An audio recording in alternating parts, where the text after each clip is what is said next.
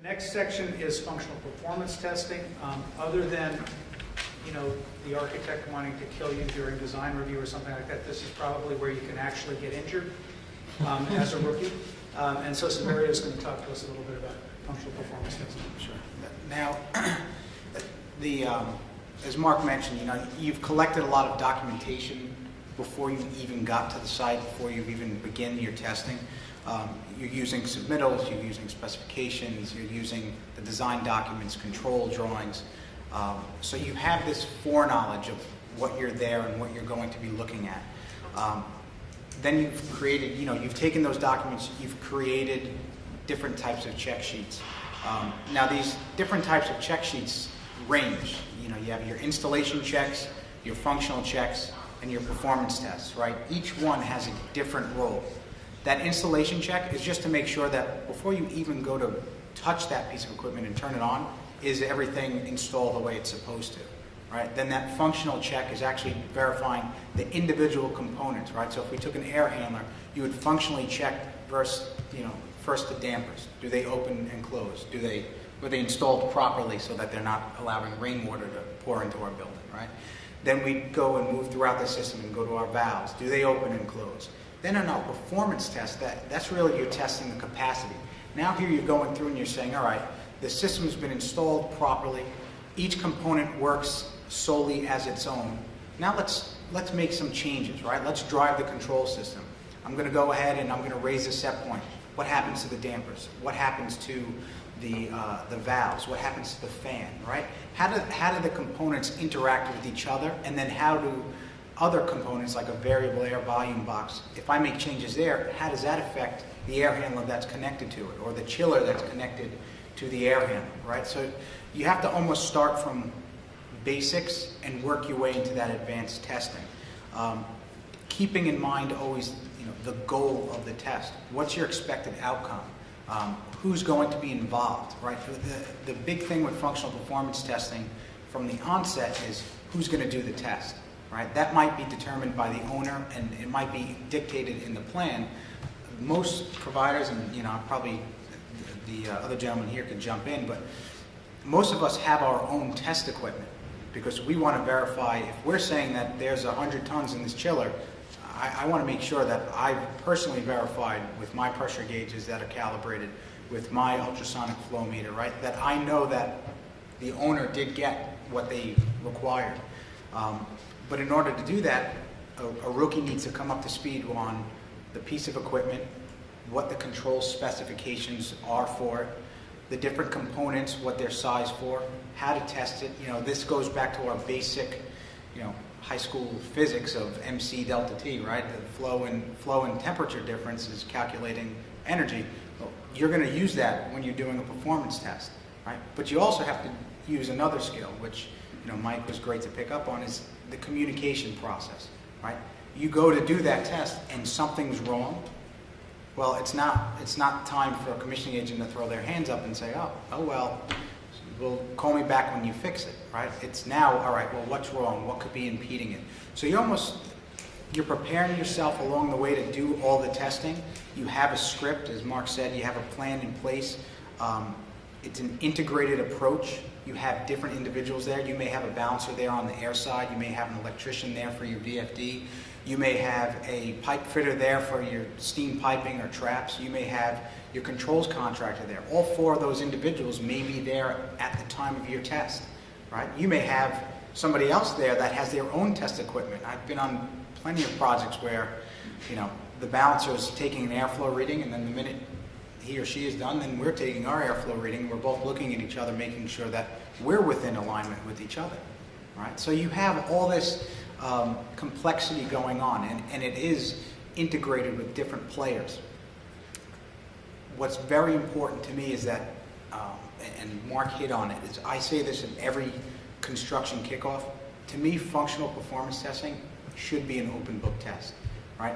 They should have the sheets in advance. They should know exactly what I'm bringing, exactly what they need to bring, the players that need to be involved, what sequences we're going to do.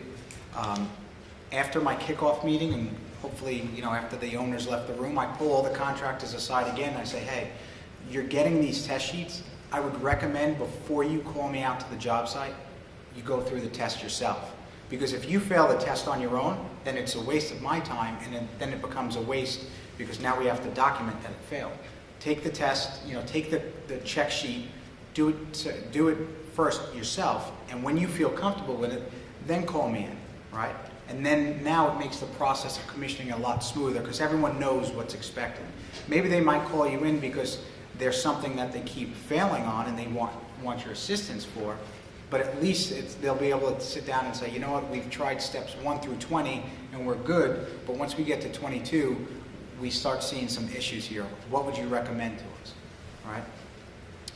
One of the other things just to keep in mind is that whenever you do this, whenever you do any sort of functional performance testing, you need to know the proper location to hook up your equipment or to take readings. And unfortunately, I'll take an example like, on a pump. We want to take flows directly before and after a pump.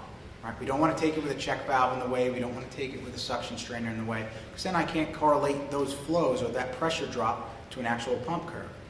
But if I wasn't there during the site walkthrough months earlier, before they filled the system, and I didn't see that those taps were put in place, now when I'm there for my functional check and my performance test, my readings are erroneous. So I almost need to be there way in advance, thinking about what I'm going to be doing months later for the test, so I could prepare myself. So I could tell someone before they fill that system up with fluid, hey, you know what, you're going to need to put gauges here because I need them for when I come back in 3 months to test. Right? It saves everyone the headache of saying, well, how are we going to put these gauges in now? Who's going to take a bath while they try to do that? So the functional performance test, the key thing is it should have a script. Everyone should know what's coming. They should have a chance to practice it. Where a functional performance test can fail is when you're told, we're ready, you get there, and they're not ready. It's now a waste of everyone's time, especially if you're coordinating different contractors. I always say, and this goes, I think, across all the commissioning tasks, is you have to be able to communicate that process, what you're going to do, every step of the way with each of the contractors, and work with them. If something does fail, you are now there, part of it, so you're there to help resolve the issues. The functional testing can be a great opportunity for the rookies to be involved with. Obviously, some of these tests get very complicated. Maybe that's not the right time. But a lot of this testing is somebody sitting at a computer or directing testing with a computer that runs the building and pushing a button and it's supposed to move this thing and stationing the rookie. Does it actually move this thing, or are the wires crossed and it's moving this thing over here? When I tell this to go to 100%, 0%, is it fully open? Is it fully closed? Or can you tell it's bound up, it's stuck halfway in between? And then you build up from those simple tests to more complex things. But that's the great thing about commissioning, is you can get involved in the field right away and start seeing the actual dirty things that prevent buildings from working. I believe one of the important things in the functional testing is to try to get the owner's maintenance and operating personnel involved.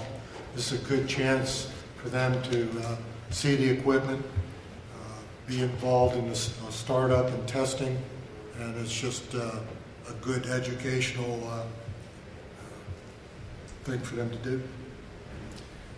Yeah, just a point on, and you mentioned safety a little bit earlier, but this is really, during the construction phase, when you're out in the field and on a construction site, safety is a huge deal and key.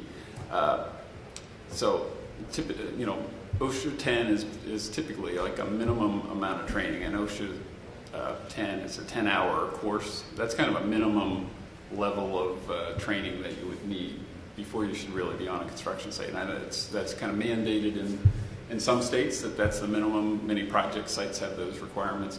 You need to have all the PPEs, or the personal protective equipment, the hard hat, safety glasses. Many have vests, steel toe shoes. We're requiring electrically isolated shoes as well. We have, there's arc flash training if you're going to be dealing with electricity. So there's a lot of dangerous things when you get out onto a construction site and are doing testing. And it's really important as a rookie that it's your employer's responsibility to make sure that you are appropriately trained and have the appropriate personal protective equipment. And it's your responsibility as well to make sure you have it. So, it's both ways, but just be aware of that. You shouldn't be running around on a construction site unless you've, had some training instructions and have the right equipment on. Great. That reiterates what I was saying in the beginning, that this is where you can get yourself in serious trouble.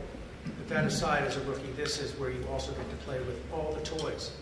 You get to dress up, you get to carry equipment, you get to do all the cool stuff that proves that this stuff works. So it's an important phase, and it's an intriguing phase, I think, an enjoyable phase for rookies and probably for everybody. Within that context, I think it's interesting that this has come through as a theme on many of our discussions. It's sort of like, if it's a test, what we want is everybody to get 100, right? I mean, this isn't about finding fault, although that is what you're doing, but it's actually finding faults and solutions at the same time and making sure that that's the only way it sounds to me like it can work. So that's a good conceptual framework, again, for a rookie to remember. Often you can only do functional testing when there's a real load, and often projects want to close out in the summer for, say, a heating system, and people want to get paid. How do you handle that usually in terms of this whole process, in terms of contracts and so forth?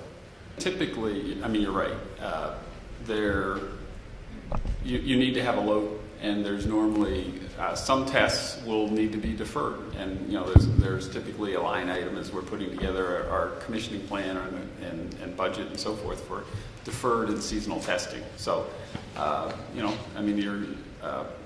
going to want to see the building and the equipment perform on a peak cooling load and a peak heating load, and in this shoulder season in between, because those are kind of the 3 point in times where the systems are really dynamically challenged. So, so there will be some deferred testing.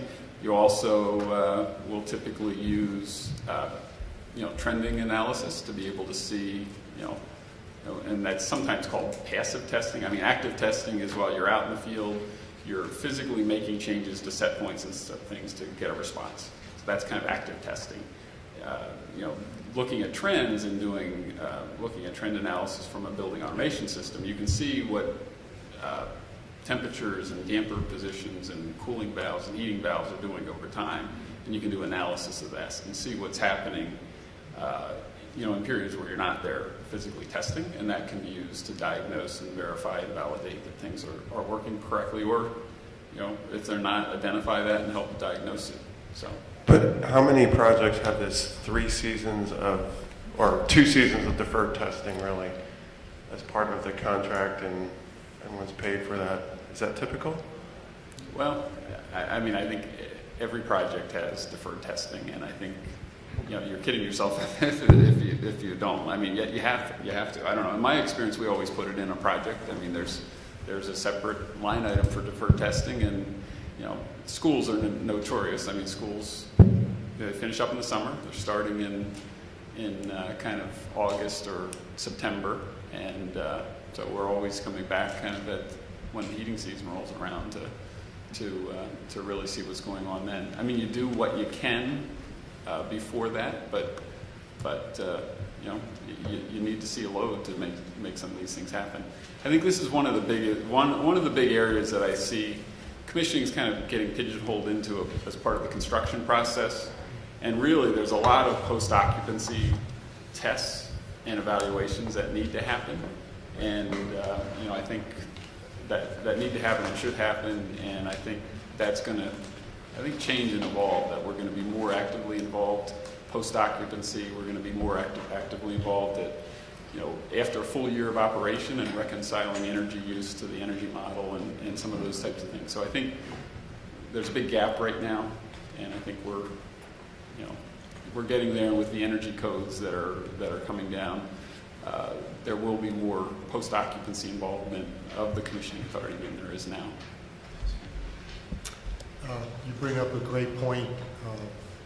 Seasonal testing, deferred testing, whatever you want to call it, is very challenging.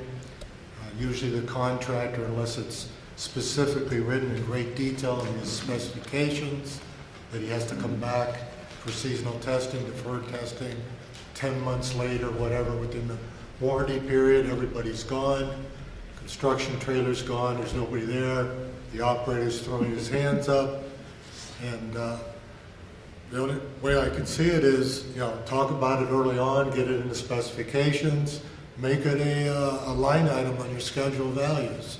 If this guy doesn't come back and do a 10-month check or a seasonal, he's not going to get his retainer.